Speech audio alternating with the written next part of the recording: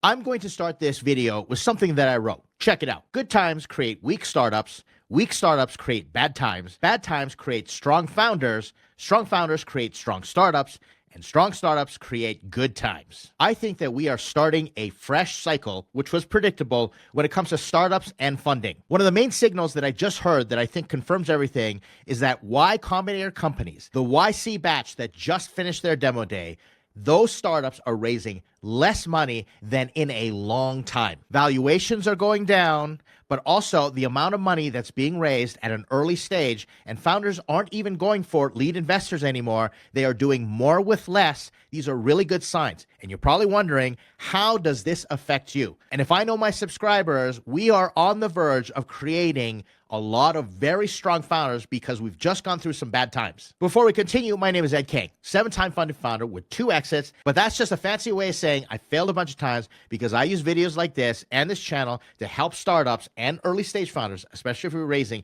pre-seed or seed funding, avoid some of the catastrophic mistakes that I've made in my day. Not to say you're not going to make mistakes, but I try to make it a little easier for you because it's hard enough as it is. I'm also the Chief Strategy Officer for Startups.com. If you're joining us from Startups.com, thank you so much for being part of our online accelerator community. If you're not part of Startups.com, make sure you go check it out. But in the meantime, please leave a like, comment, and subscribe if you haven't already. I appreciate all the support and all the feedback. Now, to really embrace this new cycle, what we're talking about, we have to talk about all the cycles that have happened before this time. I have been through 4 market cycles, 4 boom and bubble bust market cycles starting pre-2000. Before the new millennium, I started a startup. We didn't know it was a startup at the time, but I exited the startup at the height of the bubble, and then the bubble burst. And that was the first cycle. That was .com 1.0. That burst in 2000. And then I kept going, and then in 2007, 2008, the Great Recession hit. That was a subprime mortgage meltdown. All the markets went absolutely crazy.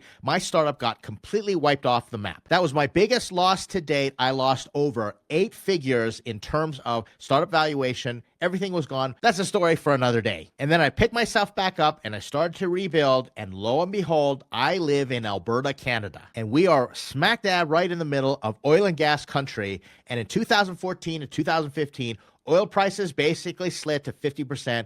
Our local economy here was completely wiped out. Canada got majorly impacted. Really, the entire energy sector took its toll, and that affected the markets. And then I rebuilt everything again, but I've been a lot smarter, making sure that I understand the cycles, predicting them, being prepared for them. And there were some really good times with all that stimulus money and low interest rates going to the market during the pandemic lockdowns. COVID-19 was really great for startups. A lot of cash was floating around, and what ended up happening was there was so much FOMO in the market that investors started investing in earlier and earlier stages, going for bigger and bigger valuations, and they just started getting in their money at really, really wrong times. And founders, startups got used to really, really good times. The money was flowing, interest rates were low. They could pretty much raise money without even saying we've built anything, with a lot of promises. And that's where you get stories like Theranos and FTX, and also a lot of the IPOs just did not live up to the hype. WeWork is another example. A lot of capital was thrown around, and the startups were not strong, not resilient, and they weren't sending the signals in the market to give investors confidence.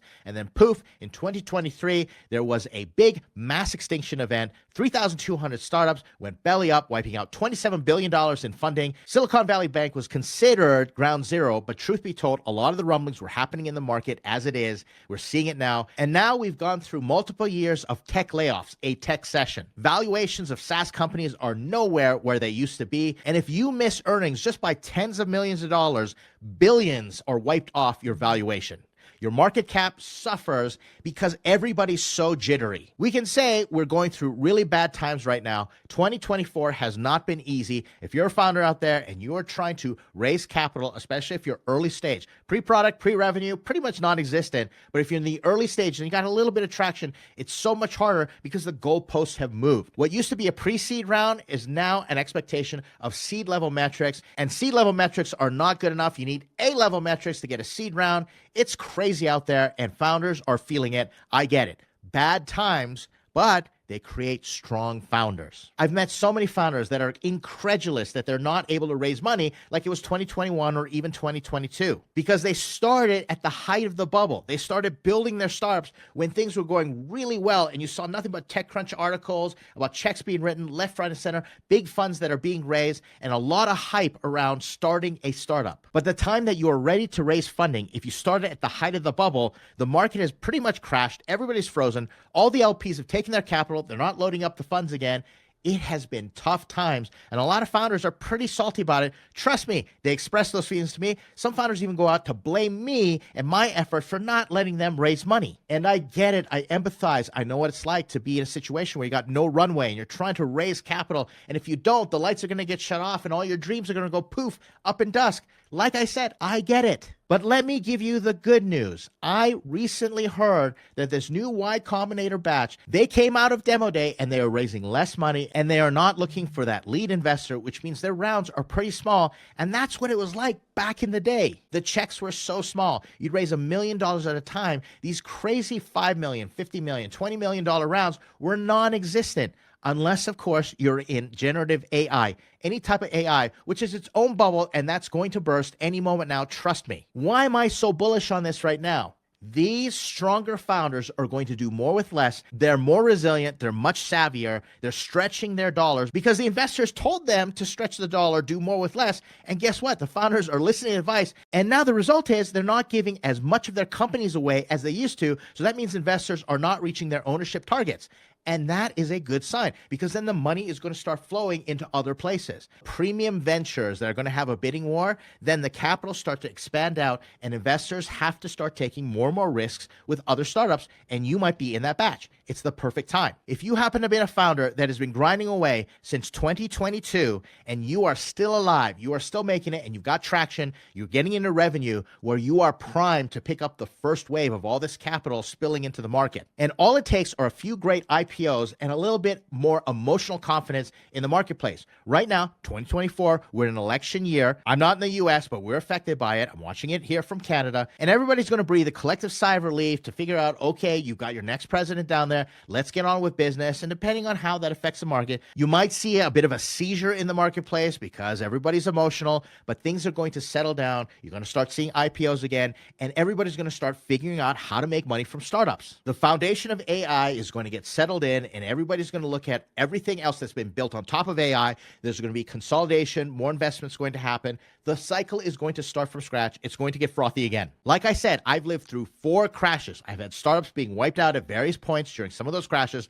Thankfully, I figured out through the last 2 crashes, and I've treated things a bit different, and I'm still standing, but I move with the cycles just like everybody else. If you're a subscriber to this channel, hang in there. We are going to do it together. I'm going to put out as many videos as I possibly can to try and catch that wave and figure out how to fundraise, how to get your pre-seed and seed rounds going, how to get your product to those levels of traction that will attract those investors, have those investors come to you. I have lots of plans. I have lots of cool strategies that I'm going to be sharing with you.